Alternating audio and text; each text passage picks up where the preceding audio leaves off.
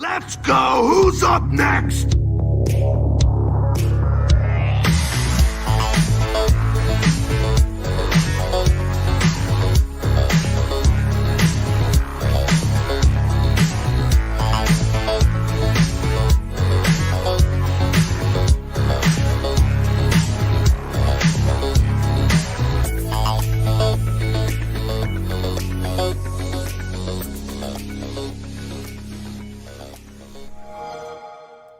Welcome, Internet, to the Xbox Empire podcast, part of the Play Some Video Games network of podcasts. Look, I did that right on my first try. I'm very proud of myself. Okay. I'm Elaine, and I guess I'm the captain now. Donnie has given me the keys to the ship. Do ships have keys? Ooh. Do you get like a key ring? Do you have a key? Know? I don't know. I've rented a boat and they had keys. You need a key to turn on the engine. But like, does a big ship have keys? But yeah, like a cruise ship. Yeah. They have lots of engines. It's a janitor ring of keys. I have all the keys. So I'm running this ship now, I guess. We'll see how far it gets before it runs into something. Before we get started, we have lots of Xbox stuff to talk about. Don't get nervous. But before we do, let's talk about our Patreon producers. I'm going to mispronounce people's names, and I'm sorry. Part. So fix it for me, and I'll fix it next time, probably. We've got Edwin Callow, Barry Cathcart, Josh Bonesaw Bourbon, which, by the way, Bonesaw is a good nickname. Chris McElfresh, Devin Tyus, Kyle Heyman, Paul Calicote, Michael Masick, The Egg Shen, Zach Bradshaw, Nick Fallhaber, Rude Days 93, Rob Emanuel, and Grouchy Surge. Boom. I think you're the only one that got Nick's name like spot on. Hey, I think you read it the way it's supposed to be read. I did it. This is because I have an Italian maiden name. My maiden name is Garbarine. It's spelled exactly how it's pronounced. No one says it right. So I try so hard to get other people's names right because I get so mad. My married name is Easy. Striker is easy and cool. That's a cool Thanks, name. Husband. Sounds like you comes with like a jumpsuit. It's either a jumpsuit or a really bad villain costume, right? Like with a really crappy cape and like. It's like when you get added to the Striker family. I feel like that's a part of it. Like we like to call it a clan. Don't worry about it. That Kool-Aid is fine. Just don't worry. It'll be fine. Everything's fine. Donnie, look, oh my God, there's so much news. It's like stressful how much news there is. Before we go news, I just want to say it's International Podcast Day or Podcasters Day today. So a shout out to everybody who does podcasts, but more importantly, a shout out to all the people who listen and support the podcasts who let us keep doing these, because without you guys, we would just be talking to ourselves like we do in the bathroom. So sure. Yeah, it'd be embarrassing. All right, I hate this joke, but I'm going to read it because I actually kind of secretly love it. This is big dad joke energy. We have more fallout in the wake of the Microsoft purchase of Bethesda. Big dad joke energy. So, Donnie, there's been a lot about this. I think that a lot of people who have sat in front of microphones with crystal balls this week, you and I did that a little last week. We'll do it more because who's going to stop us? It's what the internet wants. It's what they demanded. It's what they need. First, let's talk about Phil Spencer has given some interviews, though. Relevant ones. And he gave one to Yahoo Finance. Now, I know this because my husband reads Yahoo Finance. So he's basically an 80-year-old man. So they're still relevant for folks like your husband. Yeah, he ran downstairs with this article on his phone, and I'm like, oh my God. I'm always wondering like who uses Yahoo for anything other than like fantasy sports. Accountants and fantasy sports people. I got it. Now you know. So Phil reiterated his earlier position. Games will come to other consoles. Bethesda's ZeniMax games will come to other consoles on a case-by-case basis. But he kind of said some other things on this interview that are relevant. He wanted to reiterate, oh, really? That's all right. I've got my good and plenty here. I saw that nasty mess. I saw that disgusting. Ugh. He's got his good candy, and I'm over here with my black licorice. Phil says people should feel this is a huge investment in the experience they are going to have in the Xbox ecosystem. And then he went on to say some other things, and he said one more line. We want the Xbox ecosystem to absolutely be the best place to play, and we think game availability is absolutely part of that. I.e. we discussed exclusive. This, i.e. exclusive. You could see it that way, right? So this is, boy, Phil is good at giving nebulous interviews. That I saw some people taking that game availability as meaning it'll be available to other people, like on PlayStation. I don't know that I would like, go that far. That's a reach. Here's what I will say. I am still of the position that, with the exception of probably a few titles, they will want eventually to put their games on PlayStation platforms. I think we talked a little bit last week about. Let me ask you this. Is that what you want to happen, or is that what you think will happen? Because we did last week, we did a really good job of identifying two different scenarios and a lot of facts for how each case could happen, but I don't think we actually talked about what we want to happen. That's a really good point.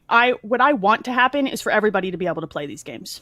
Okay. I realize that is a utopia situation. I understand that comes from the bomb place of I don't want anybody to lose or whatever warm, fuzzy bullshit that is, whatever. But, sorry. But I want everybody to be able to play the games. You know, like I love my Xbox and I love that ecosystem. I love Game Pass, but I'm not agnostic. So I think that's why I don't have a horse in that race. What about you? Do you care? I want Xbox to reward me for investing into their products. So if I had to say a thing that I want, I don't want people that love Fallout and Elder Scrolls to not be able to enjoy it like they already have. So if I had to be asked to answer what would I want, I would want all of their games to come to Game Pass for a year before they showed up on the other platform. Okay, that's fair. I'd be totally fine with that. Because that gives you value. That makes me feel good about buying Xbox. That's a good enough incentive to entice other people to buy Xbox. But if you just hate Xbox so much and you don't want to support them, then I have no problem with them still making money off of those people when those games come to other platforms later. So I would be fine with it. And when I say games, I mean, I wouldn't mind if it was all the games, but I don't think it will be. No, I agree. I think having thought about this and letting it marinated for a week, I think we have like a split case situation, right? Something like the Elder Scrolls 6 potentially. Yeah. Or what is it called? Help me. The space game. Starfield? Because I wanted to call it Starbound, but I knew that wasn't right. Starfield. I could see that potentially. Starfield's interesting because I'll go ahead and burn one here. Apparently it was being shopped. Yes. And PlayStation was in talks of locking it up too exclusively. Mm-hmm. So that makes me think two things. It makes me, one, think it's exclusive. Two, it makes me think that there is a PlayStation version being worked on. So, or was. Like, how far along is that game really? I think it's out next year. I don't believe you. Okay. I don't believe anyone who says that. You know what I mean? They haven't shown anything, really. I would love it to be out next year. That's true. They've been working on it for a while, though. They have.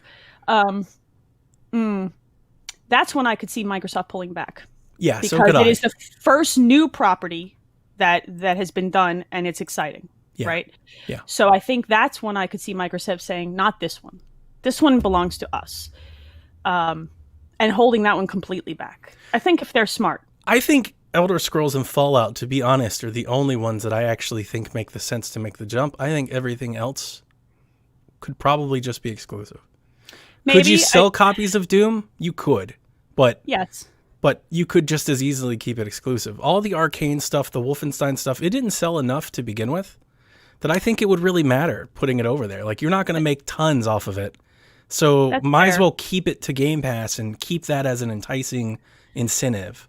I wonder, though, because those were underperformers for them, Prey, Dishonored, Wolfenstein, and even the newest Doom, even Doom Eternal, and now I'm going to tell you that Doom Eternal is probably an outlier, launching a game at the worst time in a pandemic in the United States. But probably not. So we'll just leave Doom out.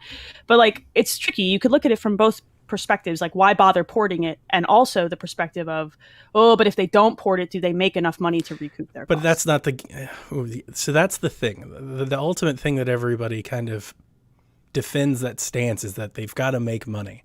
They don't. That's a thing. It's a weird thing that people are like, they spent $7.5 billion, they have to make it back. They don't. No, they don't have to make it back. But when you look at budgeting for a game that you're making, sure, you want to be profitable, you want to at least break even. But that's their different.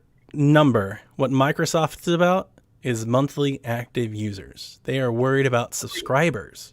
They're not worried about. They look at subscription to revenue. They're not worried about how many copies the game sold to revenue. All revenue is good revenue, don't get me wrong.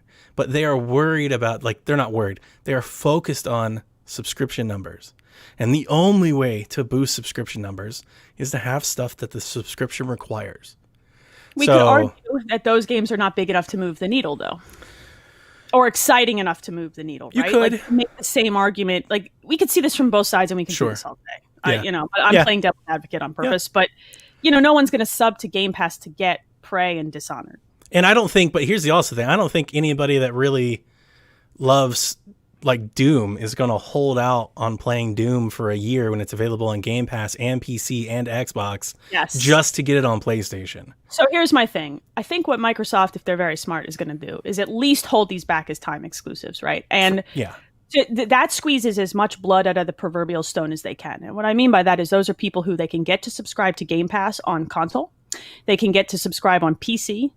Or they can get to buy an Xbox Series S, which I would argue is at a companion console price. Absolutely. It is priced at the same price as the Nintendo Switch. At launch, at the start. Yeah, at the launch. Start of the generation. It'll only go down. Boy. It's a beefy boy for $300. So they're going to want to wring all that blood out. And if they finally find they can't get any more out of that stone, they might port a game to PlayStation. Maybe. And that's when I think if they look at it and say, we kind of need to, or maybe this would earn us some goodwill. Yeah. I still think they're going to keep it all exclusive. I don't know if they'll do it all. I really still don't think they'll do it all. I just don't think Phil is that guy. But I don't think he is either. And honestly, I think it's just it's the subscription, right? Yeah. It's not Phil and it's not Bethesda. It's the subscription. When you do the subscription, like there's a reason House of Cards and Stranger Things isn't on Amazon Prime. No, you're right. It drives its exclusive content. You've got to have it. And I think that they have to have it. They have to have exclusive content. And to be honest, I mean, I said this last week, so I feel like I'm reiterating it. You didn't buy them not to make it exclusive. At the very least, everything's timed. I think. I agree with that. At the very least. I think that something like Starfield they completely hold back. And I think they only make the jump for the big ones. I don't think they make the jump for everything.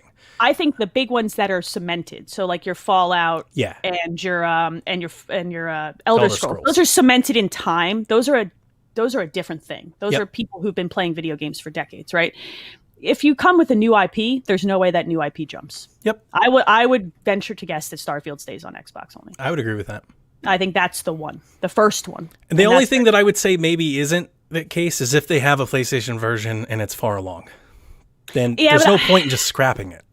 I disagree. I think that what they might earn in subscriptions, they got a number cruncher in a back room doing that number crunching right now. Do we earn more by sucking those people over or by putting it on PlayStation? And it's weird because people are like, well, they can make money and free money, and they can, but they could do that with anything. They can do that with everything, like literally every one of their games, right? So why isn't the same thing said for Forza and all that? And the reason is because Bethesda used to be third party. And Microsoft has ported games to Steam before. Different case, different argument, different conversation, but they're willing to do that work. Yeah, but they make a ton of money off of Steam. They do, because Steam is. And see, if a Steam user is like, I'm not going to get Game Pass because I love Steam, it's fine. Microsoft's still earning a Windows license fee every time somebody buys a computer. That's a services conversation. So it's like wrong. It's a shared platform at the very least. I wonder if, okay, let me ask you this: let's say they ported one of these games to PlayStation, do you put like a big Xbox Game Pass ad at the front of like the title, like when it logs in? No, I don't think that I bet you that there's contract conversations that happen in back rooms about not being able to do that, and money that gets exchanged. Like, lawyers are good at their jobs. Do you think we could run into a situation where Xbox says we will bring Elder Scrolls to PlayStation if PlayStation gives us X amount of money? Could they license or could they make a partnership? They can totally do that, and that's the way that I see that happening. And I see Sony saying no. Because they don't make those kinds of deals by what I have seen. Sure. And also Sony's going to look at it like, and this conversation has come up in our Discord, is it worth it? These are Bethesda games. Like there's a niche market for these kinds of games. They're big, but they're not like Halo. They're not like huge explosive franchises that define a console. Sure. Do you know what I mean? As long as they come to Steam, a lot of people are happy. I don't know. It's hard. And Xbox, I mean, as long as they're on Steam, then you can't say that they're taking it away from you. Like, you have plenty of avenues to play it. In the wrestling world, to get super geeky, there Oh, has no. been there's been a program called Talent Exchange, where two promotions will share talent across companies. Do you think that there's something here where Xbox could potentially say, "Hey, we will put Elder Scrolls on PlayStation if you allow, I don't know, something to happen on Xbox"? I think they're more likely to see a scenario like that with Nintendo. Not Okay. a Nintendo game, but some sort of tie-in. Like they've done this well with Minecraft and other things, actually. Sure. I could see them because I see Nintendo wanting to play ball, and Nintendo also isn't what Microsoft would consider a direct hardware competitor. Nope. Not that Microsoft is here to sell hardware, but I want Game Pass on Switch so bad. I Just- want xCloud, just the streaming version. I think that's the only way Game Pass, by the way, makes it to like another console, is if it's only streaming. Because it's the thing that people don't realize about Game Pass is it's baked into the OS of Xbox. Like it's baked into the store, it's baked into the accounts. You can't just like put Game Pass on PlayStation. It doesn't make any sense. But you could put Game Pass, the streaming app, on PlayStation and let people stream stuff. And I think that would be kind of like the perfect scenario for Nintendo, because Game Pass basically all the games that they can't run. it's not. It's funny because it's true. Yeah. I love my Switch. Please don't get me wrong. There are like two of them. And if Xbox cut them, $1 earned for like every subscriber that plays on Switch or whatever, if they just get them a cutback, then I think that's a natural partnership going on down the line. I think that it's more of a natural partnership than Microsoft extending an olive branch to Sony. Like, I just don't see that happening. It's been so cutthroat for so many years there, and so snarky, and so just from both sides. This is not just a Sony thing. They've been up each other's, Well, I mean, it's for years. So you said it last week when you were talking about. Excuse me. You said it last week. You were talking about this kind of shows where Bethesda was, the fact that they were shopping Deathloop, the fact they were shopping Tokyo, the shopping Starfield. They needed money. Yeah. And, Sony was happy to, let them do that. Now Microsoft is here. And I mean, there's a case to be made that Microsoft doesn't get any of these exclusive titles unless they buy them. I 100% think they said to themselves, we could buy one exclusivity deal, or we could just spend more money for a backlog of games for our service. Do you think it was possible, though, when they were talking to them, they're like, hey, you did do Deathloop and you did Ghostwire, like, we want to do Starfield. And Bethesda was like, so does PlayStation. And they were like, damn it, not again. Yeah. And they're like, we're done. I think so that would make the case for all of them being exclusive. Maybe. I don't think they're that like spiteful. I don't think they're Italian mother levels of spiteful, but maybe they're as spiteful as I am. Sorry for the cough, listeners. I have the flu. Donnie's slowly dying. I did not poison him. He's too far away. It's the licorice. It's the good and plenty. It's getting him from afar. I think this is super interesting, and I'm actually kind of excited to watch this unfold. I realize for some people, these types of like deals or these games are just not enough for them to be like, oh, whatever, I don't care. And I get that. I care because I really love Doom. That's what I'm here for. And I like Fallout and all those other games too. But I'm interested to see how this unfolds. I'm super interested to see if what happens with Starfield. I think that will be the first. Oh, yeah. Because that's their next big thing, right? So let's see. And I keep telling people, it doesn't matter what happens with Starfield. That doesn't mean that Elder Scrolls will or won't. No. Like they gave themselves all the flexibility to do the will they, won't they. And to be honest with you, they're raking it in right now in terms of fan awareness, and like they're being talked about way more than PlayStation 5 is. Like this was a huge like trending thread of everybody that podcasts and every influencer all giving each other every idea, is like all weekend long. Like everybody just keeps talking about it. So it behooves Microsoft to just kind of keep it open and not tell anybody one way or the other. If I've learned anything about anything business related, just leave yourself room to change your mind. Yeah. That's what I want to say. So saying case by case basis and reiterating it over and over, and still using the line that Phil Spencer has been using since he got into this position at Microsoft, best place to play is genius. That's how you handle it. Yep. All right. Well, we could do this. We could do anything we want, but this is still the best place to play these games. It's perfect. He's very good at this. I'm actually angry about how good he is at this.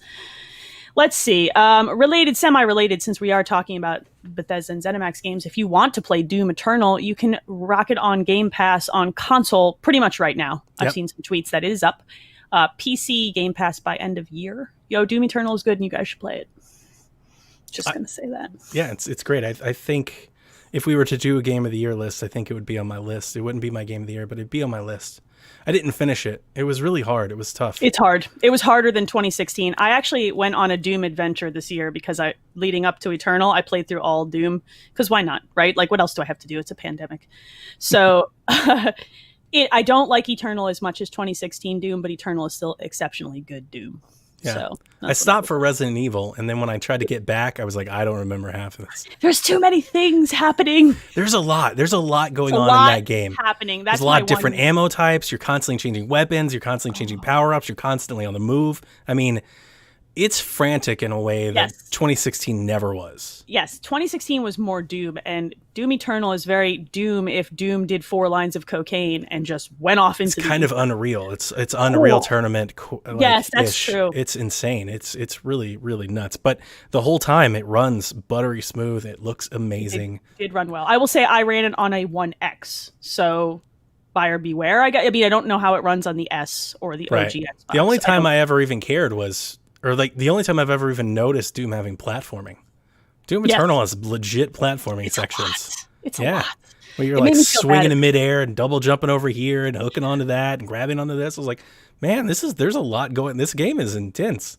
I like that you listed all of those actions like it didn't happen with curses in between each one of them, like what happened in my basement. Jump, redo, jump, son of a, over and over. And me telling my children, don't come down here, mommy's having a moment. Yeah. It's fine. I think we've hit all of the big points of this nonsense. There'll be more. We did have a question kind of come in around this, and it's worth discussing. Do you think Xbox buying Bethesda will lead to Sony acquiring more studios also? Do you think Xbox is done with adding new studios? And if not, which would you like to see go first party? I forgot we got this question. That's good. It's good, too. So we'll close out this discussion with this question, and then we'll move on to other stuff. But I don't know what Sony's going to do. I don't know what Sony's doing right now at all. They're not really being very forthcoming with the conversation. That's true. I mean, I'm not, I love my PlayStation also, but damn, dude, say something. I don't know that Sony is looking to buy any studios right now, but I do not think Microsoft is finished. I would agree with that. I think that's a really good question. I think they would want to, yes. If only just to kind of show their fans, that they're keeping pace. But I wonder if it might take Xbox making another move. If Xbox made another move that kind of maybe put a little stress on them, maybe that would force them to jump in. Or if not Microsoft, somebody else. If Amazon made a big move. Oh, for God's sake. Right? Yeah. Yeah. There was a rumor that went around. It was categorically untrue, but that Microsoft was also going to pick up Sega. Right. Sony would freak out if that happens. Like, that would make them uncomfortable. There's a lot of JRPG that is core to a lot of Sony's base in other countries especially, that would become a major problem if it was suddenly an Xbox exclusive. That would drive console sales in Japan and other places. Sure. And it would be wild. Actually, the console sales in Japan apparently had a really good start. Did you see that? I saw that. I did. It made me warm and fuzzy because they sold like 50 last generation. It was funny because a lot of naysayers said, well, as long as you sell more than 5, like, you'll sell well. We don't have official numbers, but on RDX this past week, the numbers that I heard was they may have sold more pre-orders than they sold last gen. Wow. I mean, that's not a big. It's not a big number because last gen's entire number was like 100,000. It was sad. But if you've sold, let's say they sold 60,000 pre-orders, that's big. That's huge. Big for them. That's them making some progress in a new market. So that's good. I would like to, related to that, see the breakout of console types, especially in Japan. Like, which one, the X or the S, is actually, are they buying it as a companion to like their Switch, or are they buying the big boy? I'm curious. They lowered the price of the S over there too. That might be a part of it. They dropped the S price over there, I think like $30 or $40 than it is here. It's like $250 over there. If it's, they're like giving it away. That's practically like Yeah. that's absurd. It was like, funny because at TGS they focused a lot on streaming, which is where I think that's their in over there. I is agree. Game Pass on phones. So they stream stuff like Resident Evil 7 over there onto Switch. Yep. Like there's a different market for that type of stuff in Japan. Yeah. Other so I was surprised for both of those reasons. One, that there was interest, and two, there's interest after the streaming solution on mobile devices. So yes, it'll be interesting to follow that. This is going to be fun. I don't think it's unwarranted to point out, that Bethesda's Western and Xbox really snatched up basically all Western development. And I think that's smart for them because I think Microsoft would have a hard time owning a Sega or owning somebody else over there. I don't agree. I don't think they could it's not about money. It's culture. It's about culture, and it's about how you would run. I think a partnership could happen. I don't think anybody would just sell to Microsoft. It's just not the way they do things over there. We totally talked about that last week. Like something like Square or Sega, I could totally see them being like, no. But Sony, if Sony did approach them, or even Nintendo, if that happened, that would be more. They would listen. Yeah, because it's Japanese-owned companies. There's a complete culture and business divide that we just cannot meet them at. It just they don't want to do that. They don't. It would require significant legwork and a lot of, and you know what? To the rumors' credit, Sega and Xbox have worked close together for a long time, so they may have that relationship. But that's a whole separate story. You talk about ownership. Yeah, ownership is a whole other conversation. I do think this will be. I don't know. What do you think? Do you want anything else to be snapped up? I mean, I'm of the opinion, no, I want everybody to have everything. But I have a few studios that I would like to see Xbox grab. As for Sony, I don't necessarily think they need any. So I'm a little hesitant to kick off what I could see as beginning like a console arms race. I don't want to see that happen. I don't want it either. And I think that would only happen if a major acquisition got made. So I don't have one of those to say. And I don't think Sony needs to own Konami or Sega. They already kind of do. They already get most of those games exclusive to their platform. Like Catherine didn't make it to Xbox. But it did make it to Switch. It's so interesting. Right. But on the flip side, like Yakuza is day and date they even bumped the date for Yakuza 7 to line up with the Xbox. And Xbox paid for that handsomely. They paid a lot of money because it is now not coming to a PS5. It will be on PS4 at launch until March. Yep. They paid a bucket load. Because they're trying. They're trying to make up ground in Japan. And to be honest with you, I don't think they will be able to. No, not like that. Streaming maybe, but not anything else. But on the Xbox front, or you know what, I'll just say it again. I don't think Sony needs to because I think Sony studios are good. I think they're great. I think Xbox now has a case that if they were to hold everything exclusive, they now have a case. I now think both consoles have a first-party case for ownership for both of them. Not just one or the other, both. You should now own both. If you love video games, you got to have both. Or you can put your Game Pass on your PC. I mean, legit. That's very good... I count that in. So when I say Xbox, I mean Game Pass. That's what everybody should be saying. However the hell you want to play it. PC, console, phone, but that's what I mean. There's a reason to own Xbox. And that's Xbox.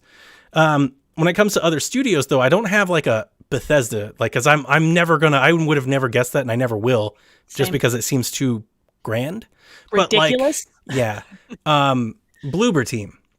Okay. That are doing the medium. I could see a horror studio, a single player focused horror studio. I think it makes sense for Game Pass. Blair Witch came to Game Pass. Like they did Observer. The Medium is a launch window title. I know a lot of people think it's launch. They have not set its launch date. I'm expecting it in December at this point. You can make the similar case for Don't Nod, many of whose games have come to Game Pass. That was my number 2. The Life is Strange is the vampires. I like to call that one Vampire. It makes my husband crazy. I think that studio makes sense for Game Pass in the way that they want to release content.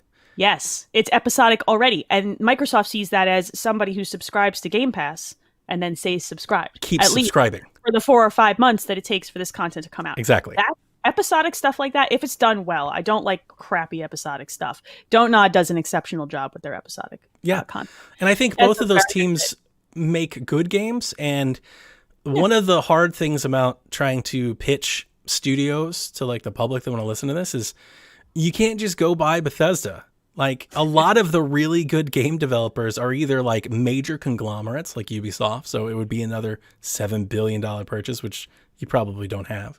Or it would be a smaller team, and like it's hard to. There's not a lot of independent smaller teams that make AAA games. So the other one that I would bring up, and I admit I don't think it makes any sense, but I will say Techland. I forgot all about them for a while there. Huh. I think they make great games. They totally make AAA quality first party type games. So I could see them being owned somewhere, so they can make those games under an umbrella. Because I think in today's production of video games, I honestly think that's almost a requirement. You either have to be indie or you've got to have a backing. Because if Dying Light flops, Techland's going under. They've been working on it for like 4 years. I'm convinced it's a white unicorn. Like it doesn't really exist. I know they've shown the video game. Okay. I think though that we have actually reached a point, and I want to make this distinction. We've reached a point of diverging indie. That word used to mean something. It no longer does. That's true. There are studios that make indie games with like large teams, but they're not EA or Ubisoft. So we call them indie. And then there are 2-person dev teams that make games and release them on Steam. I feel like we almost need an in-between word now. Yeah. But the higher tier indie, that's crappy because some of those like smaller dev teams make great games. But the more expensive indie games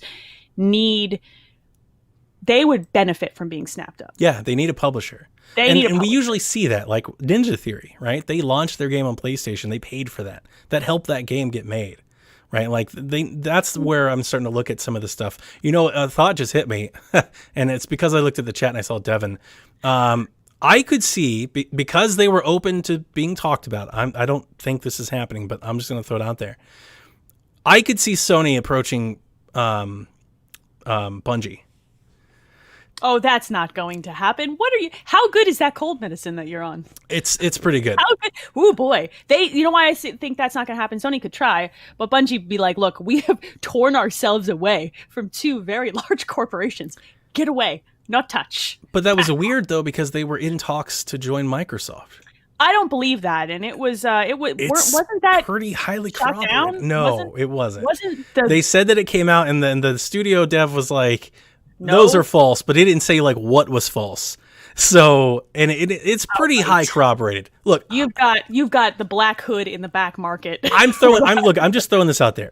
They are also one of those developers that make giant games that cost a lot of money to make. Yeah.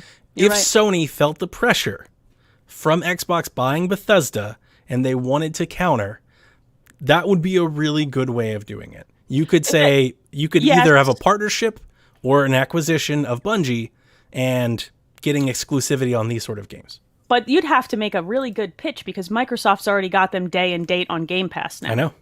So you would have to throw more money than it's probably worth it. And that's the part with PlayStation that I don't mean to say this to sound like console warish. Start a fight. But PlayStation, they don't operate on this plane that people think they do. PlayStation doesn't have $7.5 billion to just go spend.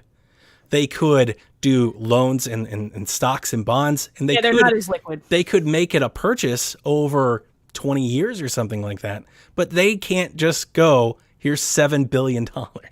I think that has a lot, again, to do with the structure of these companies from like a country and ownership situation and how headquarters was worked out. My husband could probably wax lyrical about the tax implications of some of this and why that's the case, but he won't because he's not allowed. And like I said, I don't think it's happening. It just hit me. That's something I could see.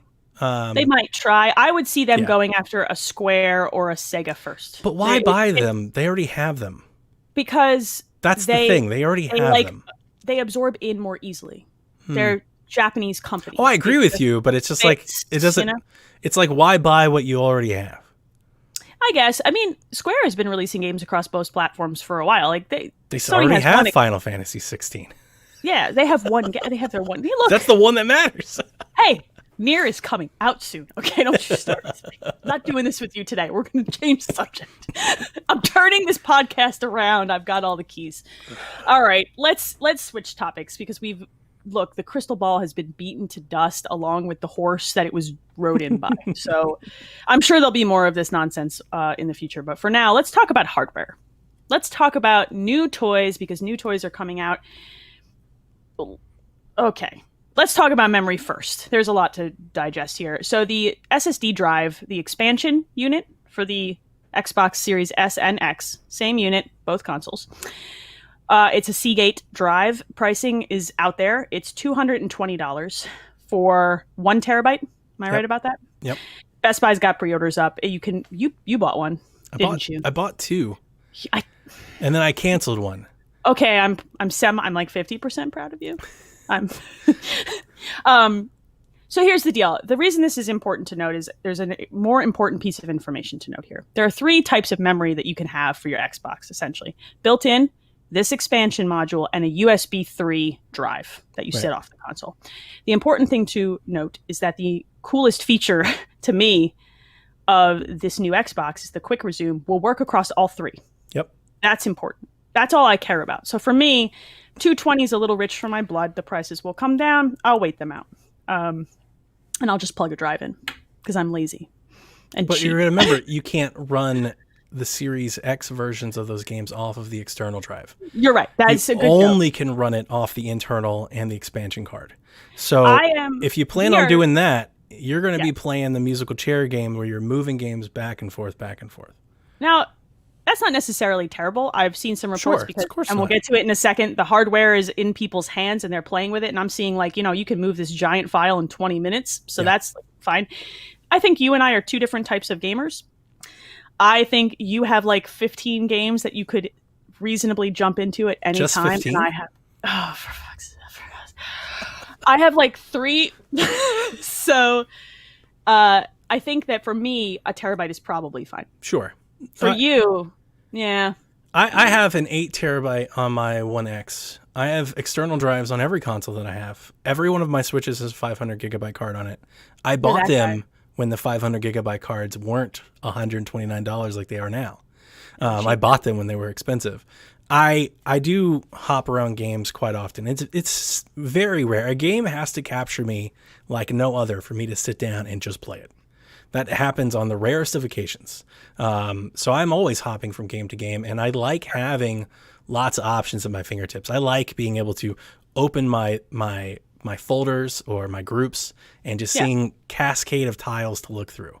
If I only have 3 of them, then I'm let down. I get a little worried. You're like the dragon that hoards all the gold in his cave. You're the game dragon. Game smog. Oh man, Meanwhile, I'm the type of person who has okay. So you have a sniper rifle approach. All of my games are on all of my consoles at all times. Very powerful thing all in one place, right? I have more of a shotgun approach to video games.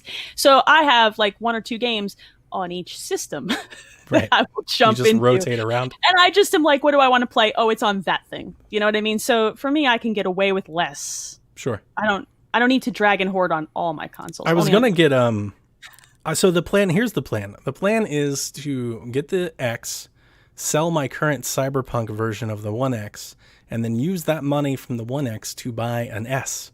And the S will go upstairs on the living room TV. So that's why I bought 2. I was going to buy 2 expansion cards so I could have an expansion card on both consoles. And when I put that in the chat, you and everybody freaked out. You go. Hey, I didn't say anything. I kept quiet about your money because I don't like it when people talk about my money stuff either. So I have no judgment. My question to you is more of a technical question because if you put it in the X and it had a bunch of games on it and you rip it out, can you hot swap it into the S? Yeah. Now that's cool. Yeah. At any point in time, you can pull it out, put it in, and it just keeps working. You can do the same thing with your hard drive. There's another thing that I hate that about PlayStation. You cannot turn the power off to your hard drive without your PlayStation going into fits and having to run a recovery check. It's insane. It's like owning a Macintosh computer. They don't like that. It's a pain. But on Xbox, you just plug it in and just pick up and just keep playing.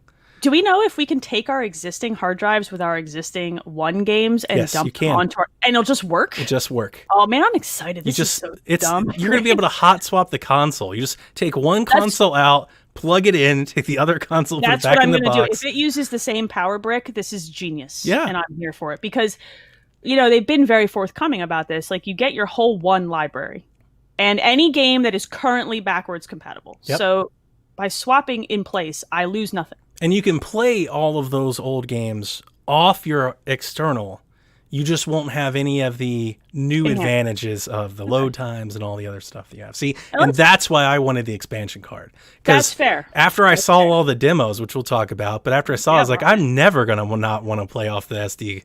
Like, it's going to drive me nuts. I'm going to be like, this is not as good. And you don't want to uninstall. Meanwhile, I'm just like, I finish a game. I'm this person, and I'm sure there's somebody else out there who does this. I finish a game, decide I'm done with it, and uninstall it. And delete it?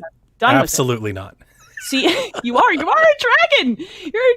Somebody needs to Photoshop you on a dragon that's just hoarding a bunch of video game boxes. Just someone can do that for me because they love me. I'm like, you are yeeted into oblivion at this point. Yeah, but it's like if the power goes out, like you are screwed. Like you have a handful of options. I, on the other hand, have my entire library. I have a dog that'll chew on my arm as soon as the power goes out. I have lots to do over here, okay, in my nightmare cave. Also, I have generators. We're fine. Don't worry about it. Nice. 50% prepper. It's fine. I'm joking. I'm a white lady in suburbia. Don't get nervous. All right, let's talk about hardware, man. People have this box. Oh, hang on a second. I did want to talk about this. So it's $219. Wario 64 internal SSDs that the PlayStation will use. Because when this came out, it was $219. People lost their minds. They were like theoretical SSDs. The PlayStation will Of course, they were like, this is almost as much as the S, and they were like, this just. And people were like, then I just want to buy the X. And I'm like, well, if you were going to buy the expansion card, then yeah, just buy the X. It's also worth noting that the drive. It only has 920 gigabytes because some of it's held for OS and system files. So the drive itself isn't a full 1 terabyte. You're actually getting 9/10 of that. People are upset about that too. That's every drive. That's every drive ever. Have you ever plugged? I thought it was hilarious that people were like upset about that. They're like, wait a minute, I don't get the full terabyte. I'm like, that's every drive ever. Every drive I've ever used is like, hey, it says 32 gig, but you can have like 27 and a half of that. Your USB drives have system files. That was a little weird. But yeah, Wario 64 put out the SSD that should theoretically work for PlayStation whenever they approve it. It was also $220. $230 specifically. And that's a Samsung product, it's worth noting, and still up in the air because it hasn't been confirmed yet. Hasn't been approved.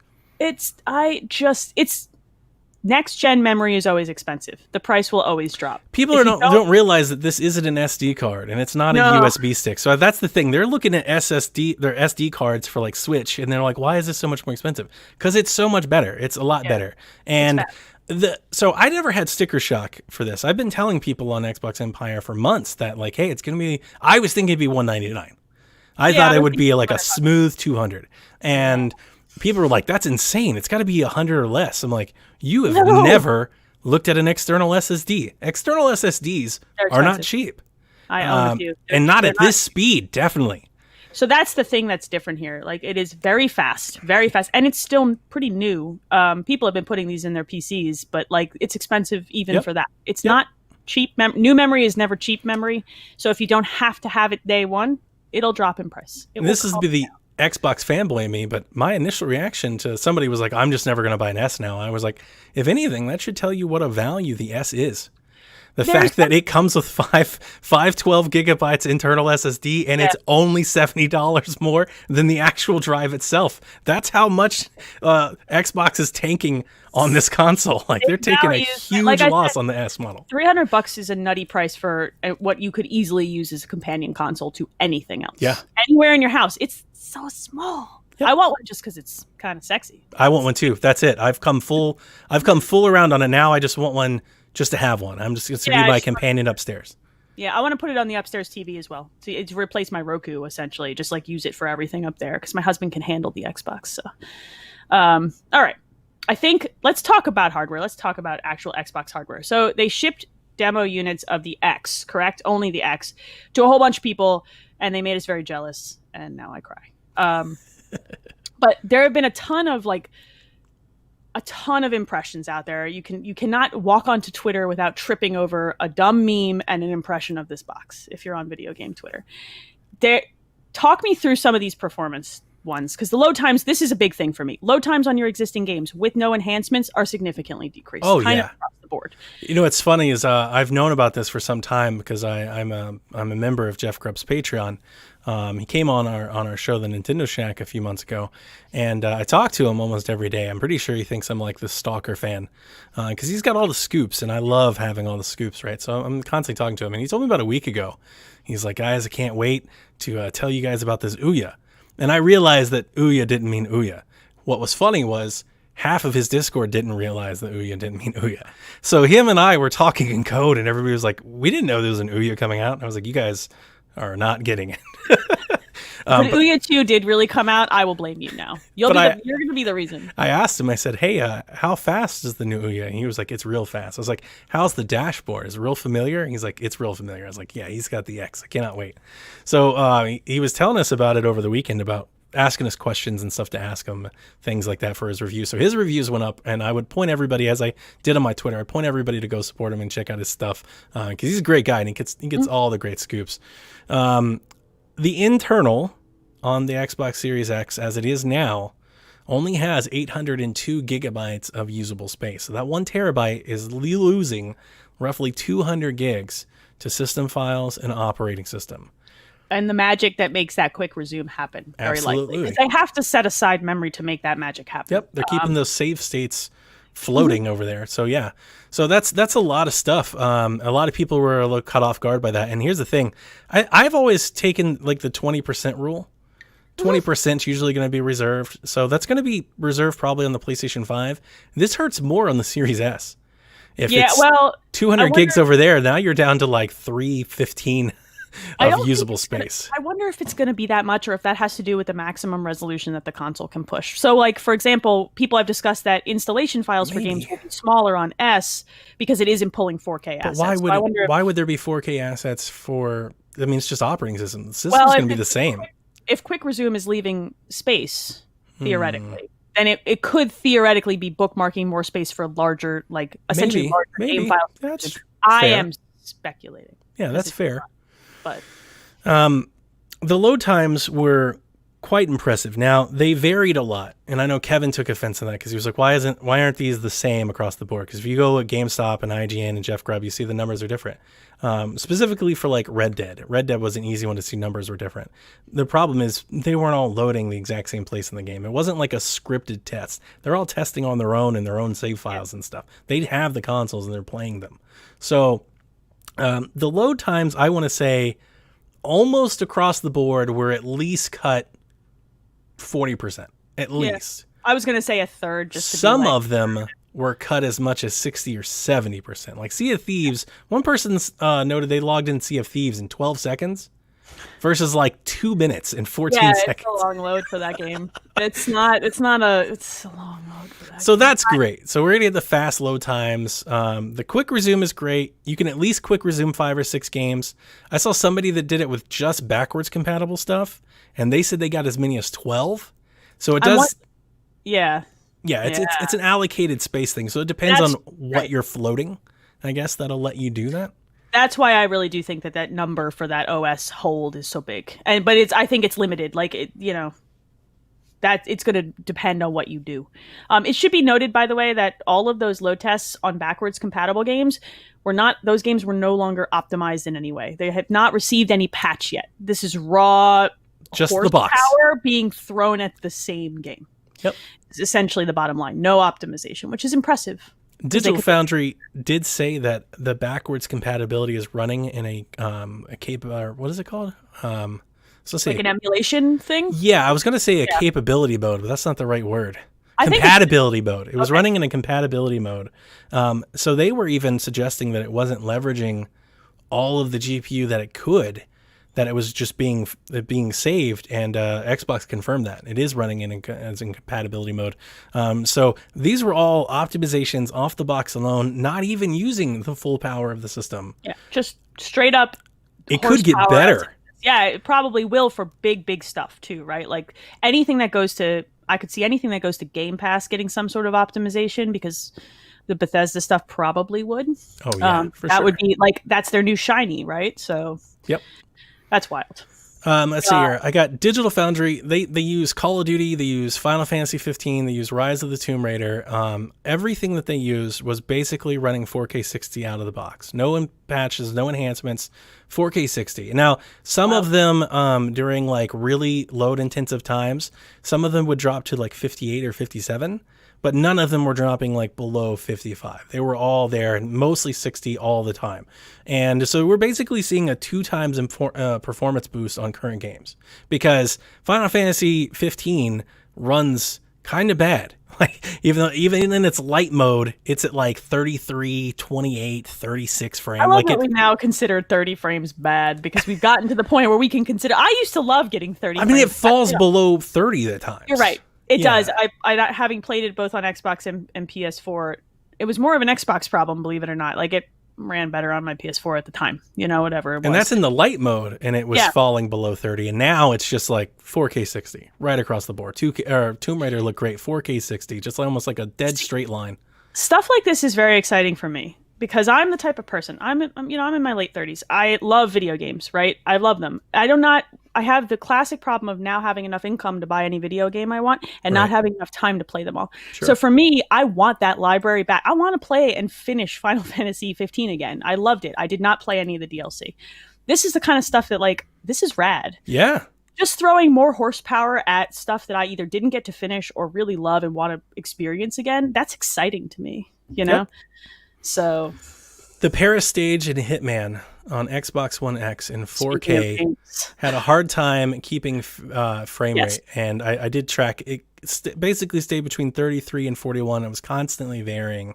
Those scenes just doubled, so between 54 and 60 across the board, without any optimization. So like if any of these developers went back and maybe just tweak some things to take better use of the CPU, they could probably just 4K 60 locked or better across the board. Like, this is literally just running as is, which is a good point to know, because some games have their frame rate capped. It can only go 30. Because often some of that stuff is either broken or tied to gameplay, which we've seen in stuff in the past, and it gets real fun. This will be my favorite thing when this box launches, to see what's broke, because it gets too many frames and they didn't lock it.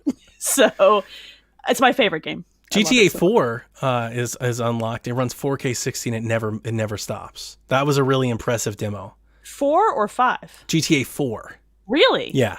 Wow. Yeah, and it just keeps they tried it over, and they had basically like 4 screens up, and they were showing like how it ran on 360 and how it ran on back and how it ran back on the X, and then how it runs on the Series X. And it was amazing. Like, it was such a transformative performance, again, without touching the code at all. Right. Ultimately, what people really should care about and know is that Digital Foundry called it transformative. That's what they said. A couple of people have used that word. A couple of people have said, I never want to go back. Jeff Grubb said, I never, ever want to play my Xbox again. He's like, now he has this. He's like, this is ridiculous.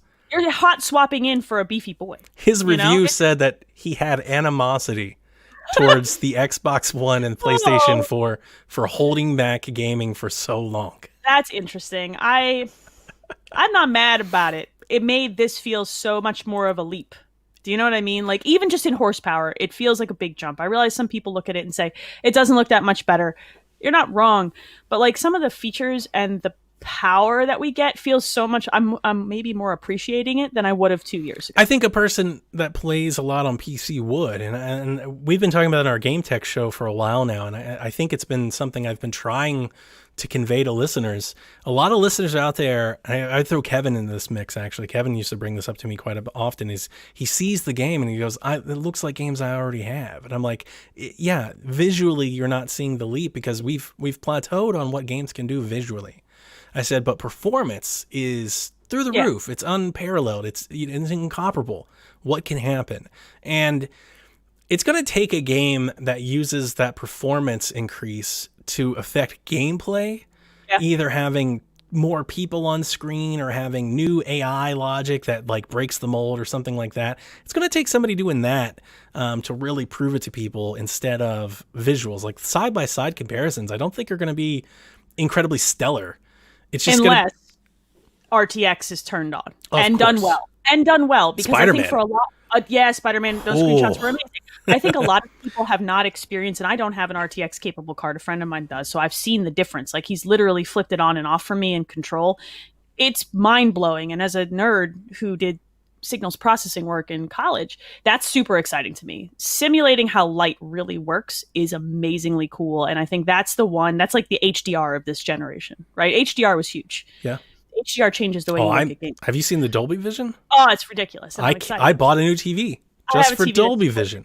And I've had a TV that supported it for 2 years, and I've been just like waiting. I think it's going to be upset that I have to play Cyberpunk until it gets the update. Like, I'm going to be playing it waiting for Dolby Vision because I want to see it in Dolby Vision. So I will probably wait. Dolby Vision plus ray tracing? Yes. At 4K at 60 frames a second? Yeah. It's a whole new experience. What humans can actually process in terms of resolution, especially as we get older and our eyes get worse and our ears get worse and we don't hear the range of sound. Everybody's like, oh, Atmos. I'm like, dude, you're like 40 something years old. Your hearing is going down. That works. But the stuff that makes it look more real with light and with stuff like that is going to be what grabs you. But you're right. It's going to be like, I can fight 50 enemies that are all independently acting and not just waiting their turn to die. That's exciting. Or, with the ability to basically use these SSDs as RAM and stream in assets to the game, I think we'll have games that don't have so many of the same assets. So building materials might look incredibly varied in a city. So the varying difference, the variety of materials and patterns and textures and things that you're seeing, they all might just be super increased. And instead of seeing like the same chair in every kitchen might be themed differently because they're being able to stream all that in faster. You're right. It's another type of thing that like it just might make the worlds feel so much more immersive. Like instead of the NPCs looking the same, they may all be completely different. I would actually love that because my favorite game in video games is I've seen guy number 1 in 5 places now. And it's like, it's fine. I get it. You know what I mean? There's only so much memory to go around. Now there's a lot. I would love for that. And I think people need to note it's going to take a little while. Oh, of course. This launch is going to be about playing the games you have better. Yep. That's what a lot of folks should really expect because there's not a lot out on launch day. It's funny because a lot of people just don't feel like that's good enough. And it's actually... It's been one of my cases because I've been super excited about this console and people are like, well, it doesn't have an exclusive game. And I'm like, that doesn't matter. Like, I'm excited about the console. And they're like, but it doesn't have the console seller. And it's like, that's actually, I was preaching to Kevin because it feels antiquated. It feels like an old way of thinking. It's like when you got your Genesis, you got it for Sonic, right? Like you got it for a game. Like when you got your 64, you got it for Mario. I feel like people have that in them. They're like, they've got it. I'm like, I don't care. I want to play the games that I have now like that. like Dolby Vision, like 120 frames, like, super fast, like super smooth, better. That's what it's better. I think that we're in that generation of people who have aged out of finishing all the games they have and waiting for the next big thing because we constantly have too much to play. I never finish anything. I just start playing something else. I play less than you, but I finish things, but not as much as I would love to be able to play. So for me, it's like I have this backlog that's literally probably I could bury myself under. So if it loads faster, I'm more if I sit there for long enough to go get a snack and come back for a load, I am already pissed off. That was the funny thing in the Discord. Kevin brought up, we posted a chart of load times, and he said something like, "Is 30 seconds a really big difference?" And I understand why you say that.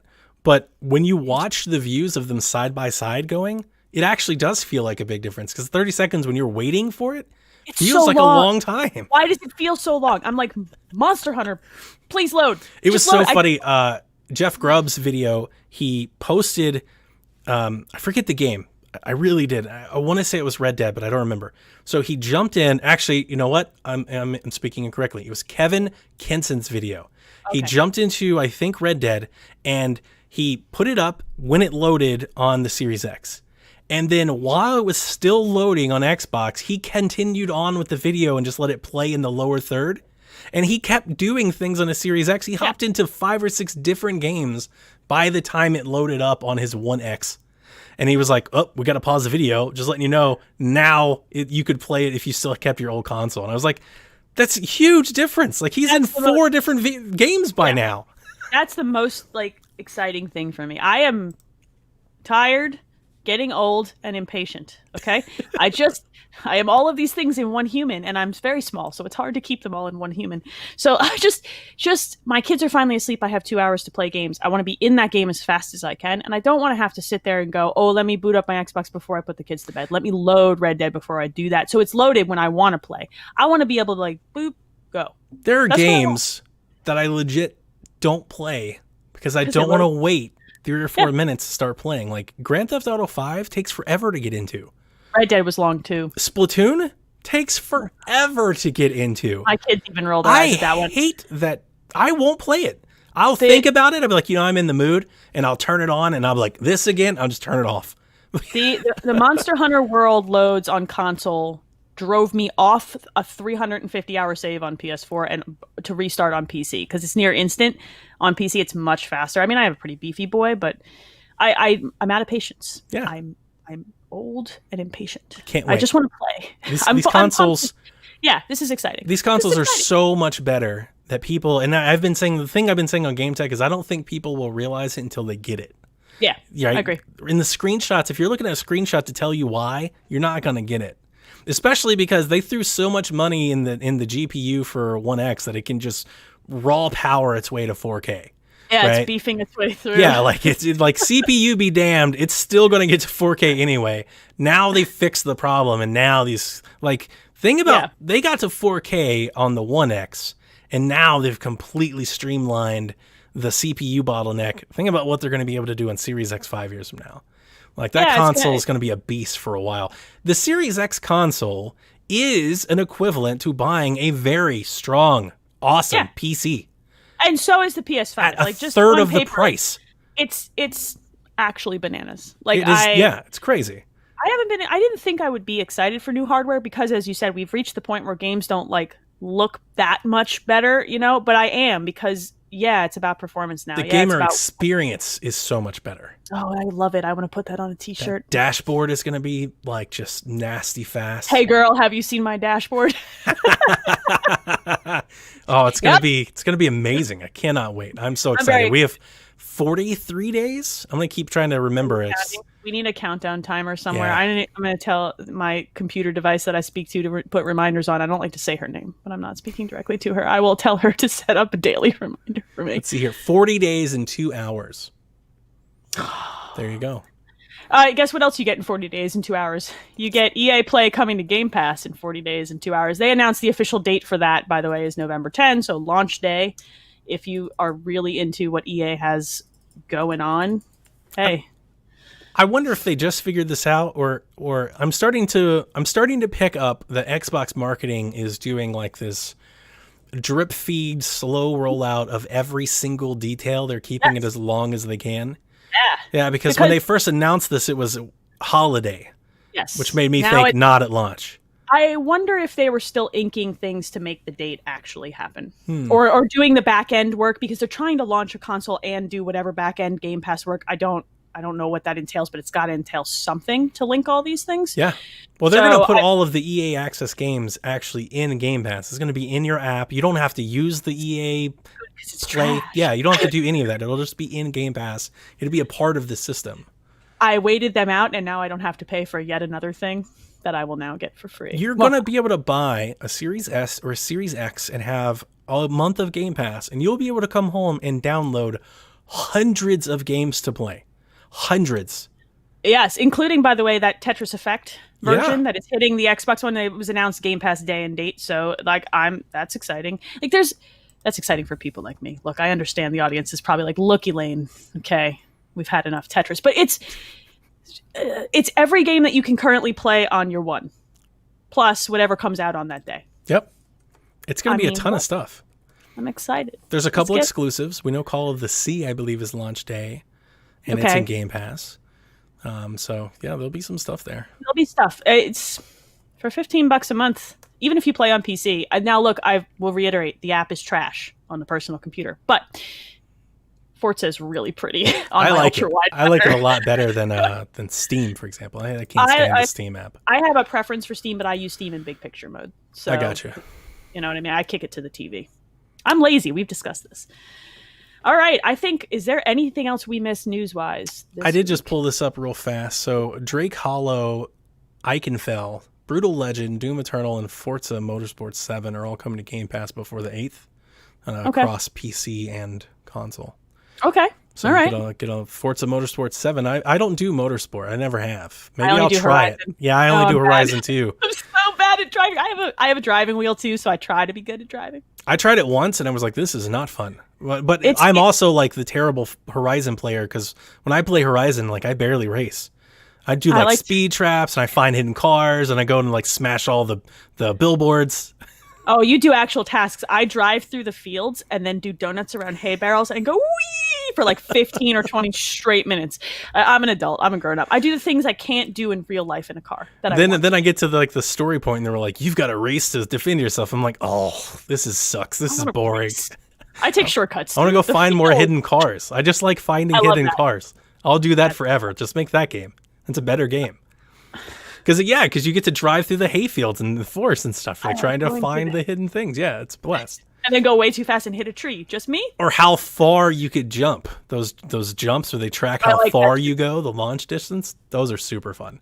Look, just get me in a really expensive... Look, my dream is to take a really expensive car and do some really dumb stuff with it. So it's basically... I basically play Forza Horizon like you play Burnout. I basically play it like that. And I love Burnout, but it's so fun.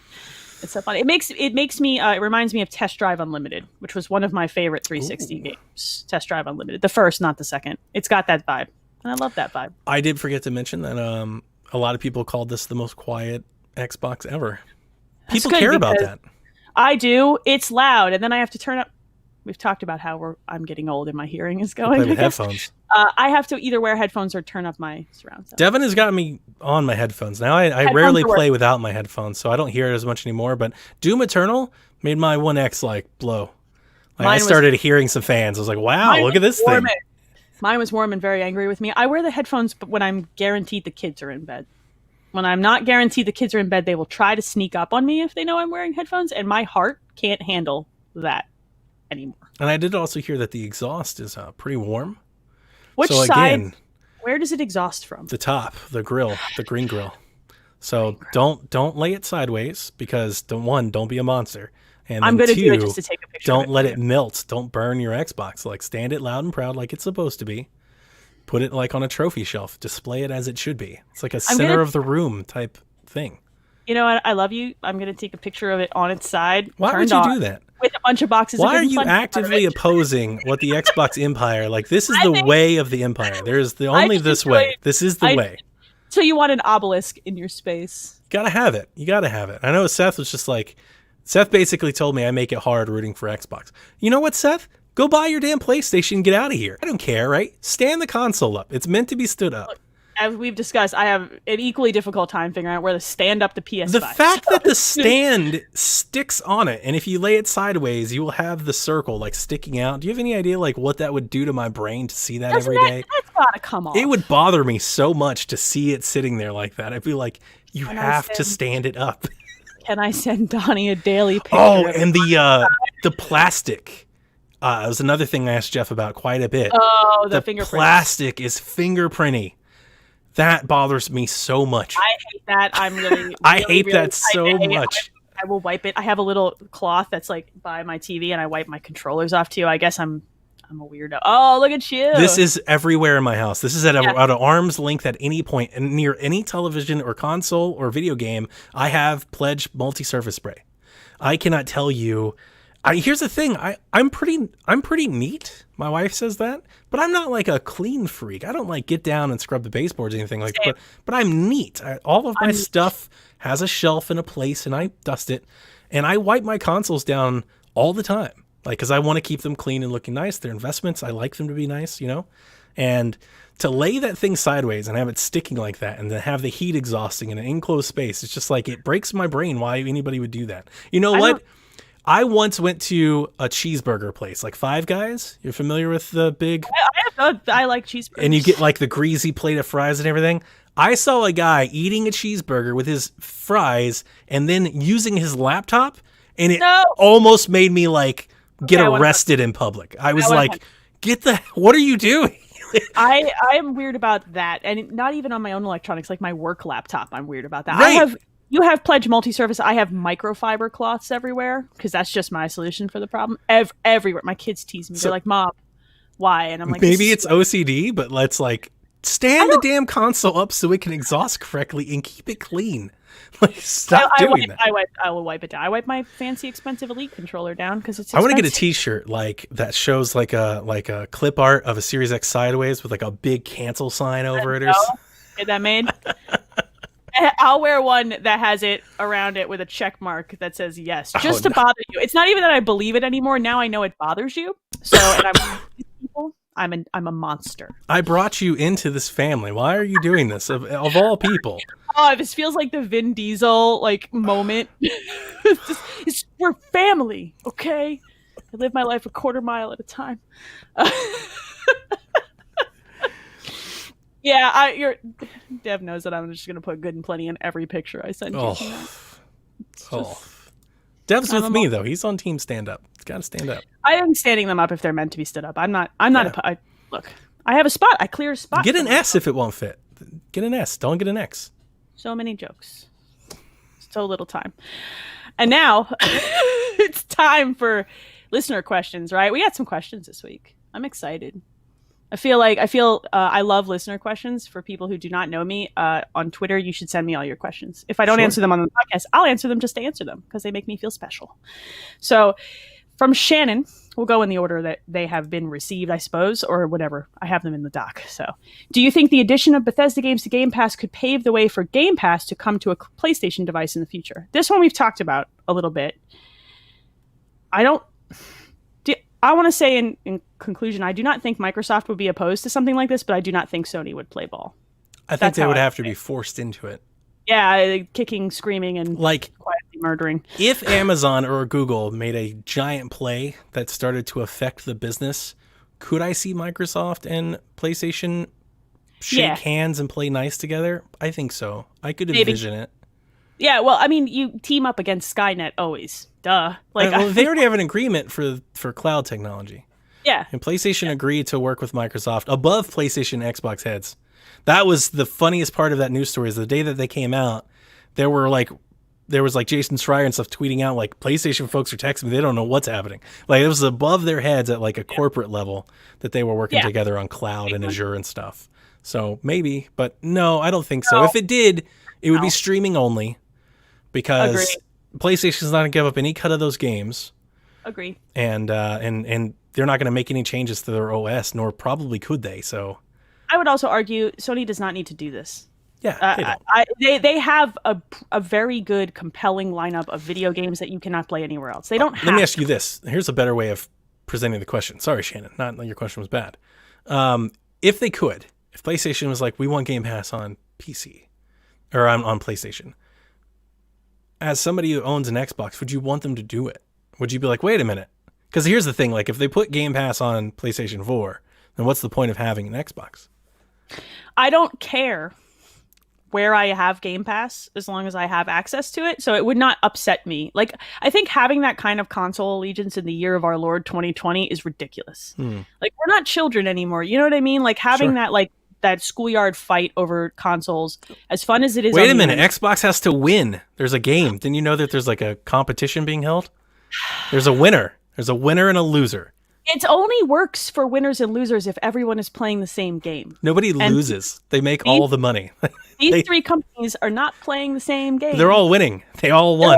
They're winning a different market. They're all winning. Taking our money is what they're winning. Yeah, they're taking money and they're taking all of mine. So I'm the sucker here. I would agree with you. I wouldn't care if they did either. I don't care.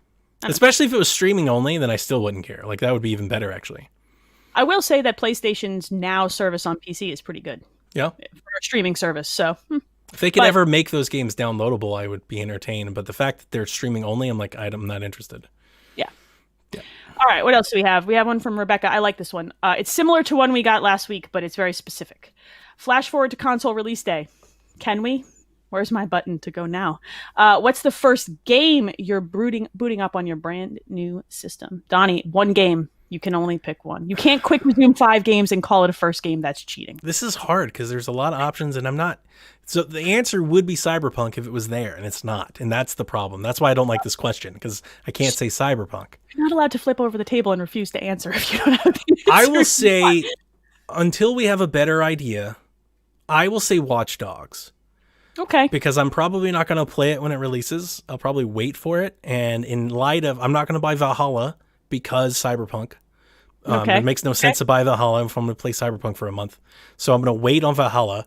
But Kevin will buy Watch Dogs. So I will have Watch Dogs the day the console comes out. Okay. So it'll probably be that. Okay. So my answer, I'm between 2 answers. I'm still deciding, but I'm going to tell you where I'm at. Tetris Effect is one of my favorite Tetris experiences in decades. And I love Tetris 99 on my Switch, but it is not Tetris Effect. I own Tetris Effect every other place. I get it on Game Pass. I'm very, very excited to play that thing with all the beef that this console can throw at it. Having played it on PC, it's amazing. It's like transformative for me.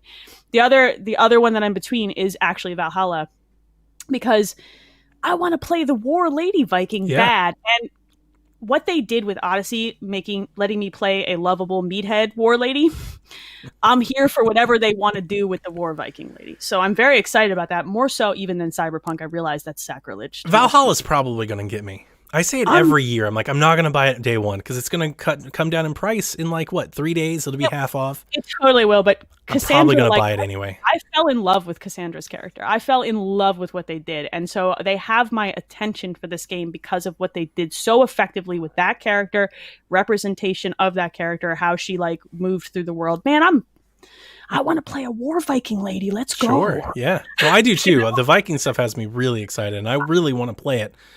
I'm just trying to hold off because I'm like, if you wait 7 days, you're going to have Cyberpunk.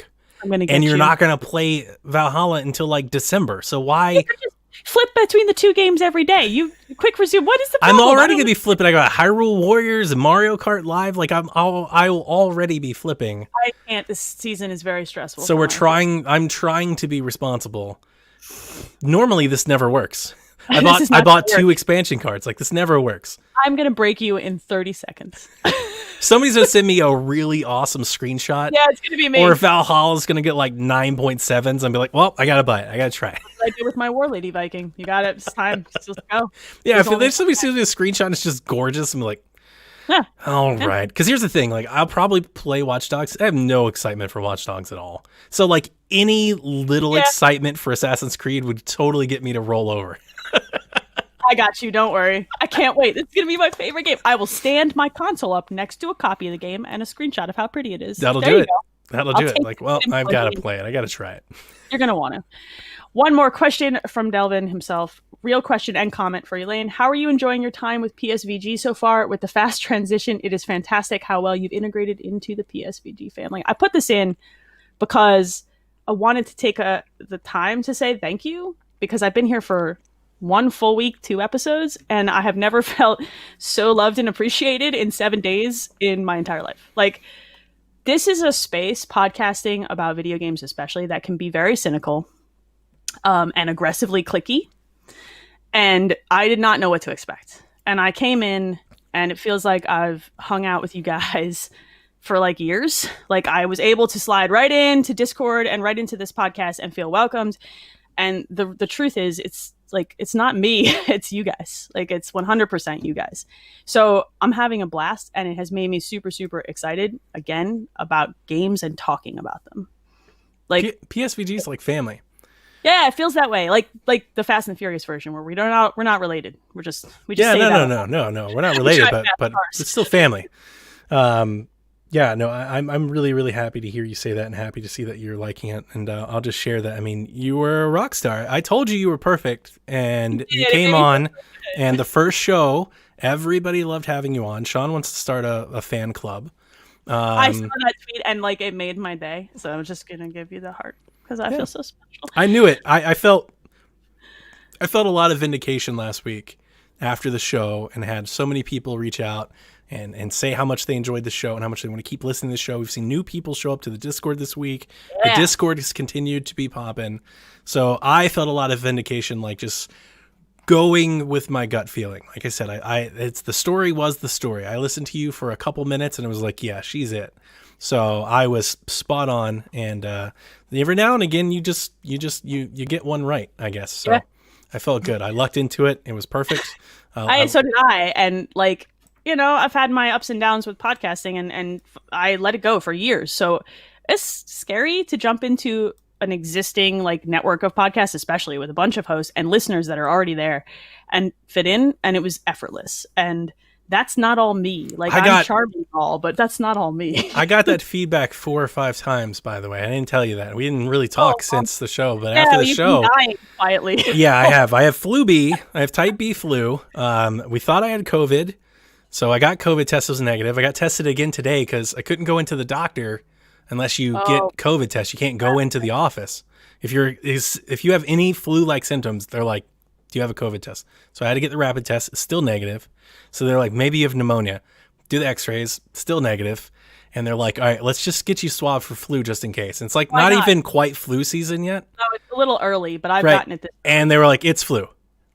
10 minutes later, like, you have the flu. So you're right. I've been dying. I've been sitting on my chair, like wrapped in blankets, like not moving for days. There have been some pictures that have made him look kind of like a mafia member with a fur coat on, but he's actually dying of the flu. So just sitting here dying. But we haven't had a chance to talk, so we've come in hot on both of these podcasts. Yeah. Come in and rolled right in. The feedback from last week's show, Devin, and Kevin, Sean, lots of feedback from lots of people. They're like, we love. Dude, like Sean was like, where do you find these people? Like, how does this happen? And I was like, she found me. That was a whoop. Like that was no, it's all Delvin's fault. But Delvin was just like instant chemistry. He was like, it's like you guys have been podcasting for years. It's like your first episode. I was like, I told you. I just knew it. When I hear you speak, sometimes it's like it's a hard thing to explain. When I hear you speak, I think you think like in your head how I think to myself, like that inner voice. Yeah, it's like I feel like a similar cadence. Yeah. I almost feel like I'm on the same speed as you, like thinking wise, like point to point to point. Like I kind of I mix with you there. I like that a lot because I'm a fast talker and a Northeast girl, and some people don't jive well with that. Like the energy doesn't match, and it does. And you're like on the codeine at this point probably, and it's still rocking it. So that feels good, you know. Like you're right, and you don't always get it right, and it doesn't always work out, and sometimes it takes a lot of work to find rapport between podcast hosts, and you get there, but you don't get there this hot. Like I was not expecting it to be this breezy. Told you. So I'm here for it. Yeah, I know you did. When you're right. Everybody hates it when I'm right. I'm like, it's like everybody's worse. They're like, oh, Donnie's never gonna not let us hear about this. That's good. I put this statement in. I could have just answered him on Twitter. But the point is, like, I wanted to say thank you to everybody who's made me feel welcome, because you guys made this, like, listeners, people in Discord, other hosts, you guys have made this a breeze, dude. And it's been wonderful. It's been super great. And I'm very grateful. So I'm happy to have you. I couldn't be more happy. I was just like, this show is going to be great. Hard time. Upgrade. Kevin quit and we upgraded. Sorry, Kev. Oh, he's going to send me hate mail now. No, I think we get along. Nothing he can hate about it. Oh, boy. I wait for him to show up in the chat and people were like, who? Who are you? You're as bad of a troll as me. You're just as bad I as can me. be. I can be. Kevin brings it on himself, you know? He hates everything that I like. Everything. Everything that I like. It's just instant hate. You sound like a younger brother. Like, you're like mad at your God, my older brother's the worst. It kinda is. It's like it doesn't matter anything, whatever I'm excited about. Like, he was upset about Xbox previews. Like, I was excited about previews. He came in and he was like, this is ridiculous. I'm like, why is this ridiculous? I know people like that. Like, I have friends like that. I get very overexcited and I'm just excited. I'm like a really excited squirrel. You know what I mean? Like, I'm pumped to be here. I'm so pumped that I accidentally run out in traffic. So, you know. Yeah. But you've got the same energy. So yeah. No, I do. And yes. So there was always a conflict on our show. There was always such animosity between the excited squirrel and the slightly grumpy dog that chases the squirrel out of its yard. Yeah. Is that what I'm hearing? Yeah. Okay, that's yeah. like that. That's about right. Yeah. He's the slightly grumpy dog. And I like Kev, so it's all good. Get out of here. Yeah, get out my lawn. It just took such offense to us being excited. Anybody, it's not just me. It's like all excitement. It's all excitement. He's going to send you a nasty letter. I don't know him well enough to speak to this. I absolve myself of this. This is not me. I'm just new here. Hello, yes. I'm new. All right. I think we've covered it this week, man. Yeah. Bethesda Fallout is Number very 2. good. Good dad joke. All right. So I think that's it. So folks, join us on Discord if you want to hang out and talk more about video games. I'm on there pretty frequently. Donnie is too, and he's not embattled by the flu. Also Twitter. I'm ET Dragon on Twitter. Donnie is Eat the Hype, which is the best dumb Twitter name ever. Thank you so much. That was a whole ordeal when I changed it. I recently changed that actually about 6 months ago, I think. So ridiculous. Maybe not even be that long. Oh, I love it so much. It's so every time it Thank you. shows up in my notifications, I laugh. So you've accomplished your goal. And subscribe to all of the Play Some Video Games family of podcasts because they're all good. Yeah. That's right. I said it. Fight me. Don't fight me. I'm too tired and old. I think that's going to do it this week, you guys. So have a good week, and we will be back next week with more Xbox news. Peace, folks.